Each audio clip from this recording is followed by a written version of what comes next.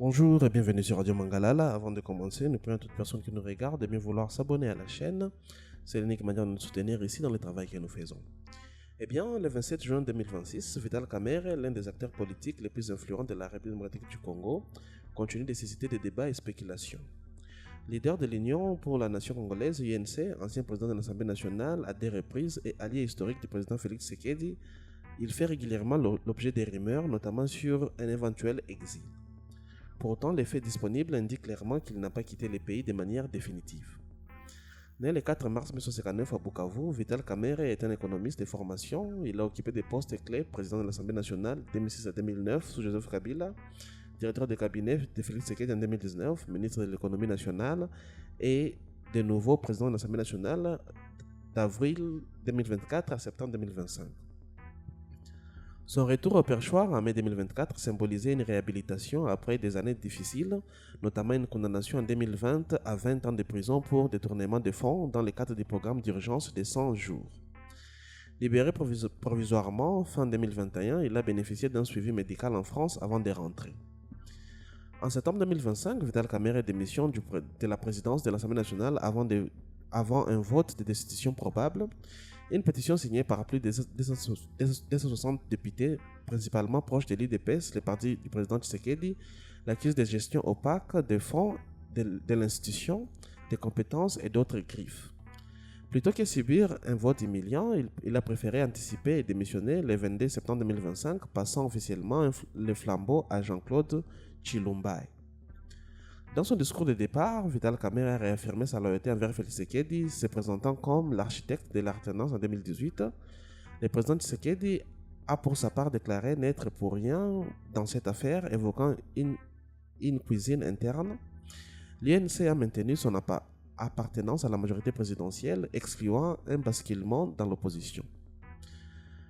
Cette démission a été interprétée par certains observateurs comme un signe de tension au sein de la coalition ou d'une possible consolidation de pouvoir. D'autres y voient une simple crise parlementaire classique dans les paysages politiques congolais, marquée par les alliances fluctuantes.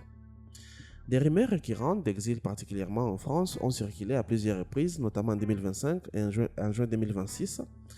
Les vérifications factuelles ont systématiquement démenti un départ définitif. En juin 2026, des publications sur les réseaux sociaux évoquaient un exil prolongé à Paris. Des sources proches de Kamerhe ont expliqué qu'il s'agissait d'une urgence familiale combinée à un suivi médical avec un retour prévu après des vacances parlementaires. Il est régulièrement signalé à Kinshasa où il gère ses affaires politiques et personnelles. Aucune source crédible ne confirme un exil volontaire ou forcé en 2026. Kamerhe reste actif sur la scène nationale, même si son influence parlementaire a diminué. En juin 2026, Vital Kamerhe fait face à un contentieux foncier médiatisé avec l'opposant Jean-Marc Kabound, impliquant une parcelle à Kinshasa. Le ministre de la Justice a saisi la première ministre sur ces dossiers qui restent en instance judiciaire. À 67 ans, Kamerhe conserve une base électorale solide au Sud Kivu et une expérience politique indéniable. Son avenir dépendant de sa capacité à rebondir au sein de la majorité ou de se repositionner. Dans un contexte de tensions sécuritaires persistantes à l'Est ou des préparatifs pour les échéances futures, sa voix reste écoutée même si son rôle institutionnel est aujourd'hui plus en plus en retrait. Vital Kamerhe incarne la résilience d'une génération politique congolaise habituée au haut et au bas.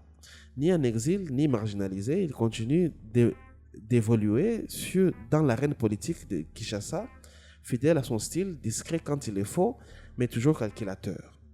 L'avenir dira s'il s'agit d'une simple pause ou d'un tournant plus profond. Eh bien, mesdames et messieurs, ce sera tout pour cet article réservé aux rumeurs qui circulent autour de l'ancien président de l'Assemblée nationale, Vital Kamerhe, sur une possible sortie en exil, mais que personne ne peut confirmer pour l'instant. Pour la suite, nous prenons toute personne qui nous a suivis de bien vouloir s'abonner à la chaîne. C'est l'unique manière de nous aider ici à la Radio Mangalala.